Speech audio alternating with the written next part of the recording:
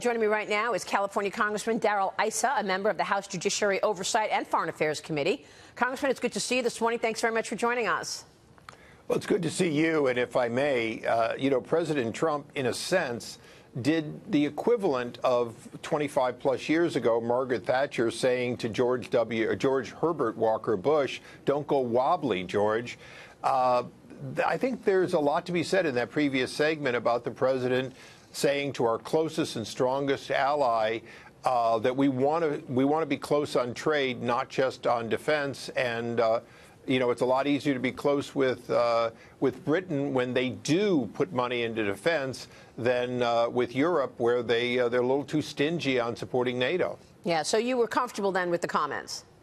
Well, I'm always comfortable with sending a message that opens a dialogue, and I think that's what the president's very good at, is he's going to have a very candid debate about what it takes for the United States and Britain to get much closer together, including a trade relationship that should be mutually beneficial to two very large trading partners. Yeah, for sure. Let me switch gears, ask you about the messages coming out of the fireworks on Capitol Hill yesterday, as you were one of the key questioners. Excellent work, Congressman. We watched it, and it was really an incredible hearing. Embattled FBI agent Peter Strzok testifying before the House Oversight and Judiciary Committees over his anti-Trump hate text messages. You asked Mr. Strzok to read aloud to the committee his text. Let's take a look. I'm going to just go to a date and then ask you to read your own words. Hi, how is Trump other than Trump is a disaster? I have no idea how destabilizing his presidency would be. Ms. Page said, not ever going to become president, right? Right? No, he's not. We'll stop it. What the F happened to our country, Lise? Okay, read it again that way. Sir, did you not? Was it not intelligible? You just want to hear it for me to repeat it? Please. Okay, sir. Sure. Happy to indulge you. I can't pull away. What the F happened to our country, Lise? Happy to indulge you. Congressman, he was so adamant and aggressive, confident. What was your reaction? Well, I wanted the American people to hear it. He kept thinking that it was somehow for me, and it wasn't. The American people need to understand this person sat in front of us for 10 hours and told us there wasn't a shred of bias. Well, in fact, these words are his words. And by the way, the words of Lisa Page are just as bad. And they were being done on government phones, on government time, as these two had the ability to both help clear Hillary Clinton and to try to indict and, or one of his words, impeach President Trump. So these are very dangerous situations, one that led to his being relieved, fired, if you will, from the special investigation. And yet he sat there saying he'd never been biased. He didn't see it. It's pretty scary if somebody says that's not bias. So do you think he can get away with that? That he could actually say, yes, my bias did not affect any decision making in the Russia-Trump collusion investigation? Well, he can get away with it in the sense that I suspect he'll go off into retirement and probably be a hero of the left. He's not getting away with it with the American people. They heard his words.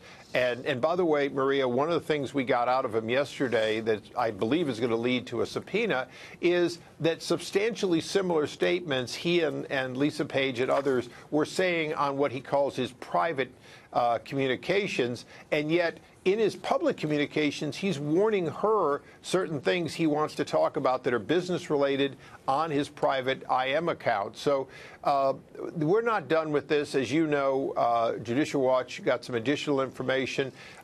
There's a long way to go to clean up the Department of Justice and the FBI so people like this are rooted out early on and not allowed to distort justice. So will you subpoena then his personal devices to see what other texts are on there?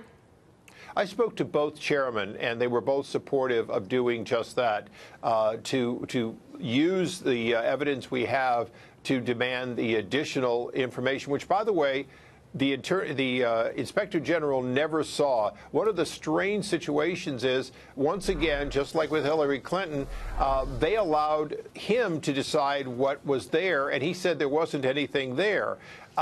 That kind of process is amazing to me because, as you know, the FBI doesn't let you do that. They go in and they get it, and then they start asking you questions. But for some reason, the kid gloves treatment seems to happen only with certain people, like Hillary Clinton, like Peter Strzok. So he was able to decide. They gave him, here is a copy of all your text. Just tell us what's work-related. Tell us what you want to give to the Inspector General. He was able to decide what text he wanted to give to the Inspector General. He was able to decide in the case of his business mail, obviously they had it. In the case of his personal, he went through it and said there wasn't anything there, even though yesterday under oath he admitted that there were similar to what you heard him say in his own word, similar texts that he and others had done on his, quote, non-government email. But it seems like there's a brick wall that the Republicans face, because at the end of the day, what you all want to know is what was the intelligence, what was the information that led you to launch an investigation into Donald Trump? I mean, what was it that created this Trump collusion investigation? And he keeps saying, I can't talk about an active investigation. So the special counsel having this active investigation is sort of cover for him not telling you anything in terms of what was the reason for the launch of the investigation. Well, Maria, what we know now, and what I think the American people know, is that the beginning of this was under a false pretense, and here we are more than a year later, and there hasn't been a single connection, a single fact made public in any way, shape, or form that connects the president or his immediate entourage with any kind of collusion. And if you can't find it before you launch the investigation, you can't find it a year into the investigation, it's probably because it was never there. Let me ask you this, because one of the questioning from Mark Meadows asked him about John Brennan, asked him about Obama officials, and after a back and forth, he admitted that, yes, I did have conversations with Obama officials. We assumed that would be John Brennan, about a Trump-Russia collusion investigation. What's the significance of that?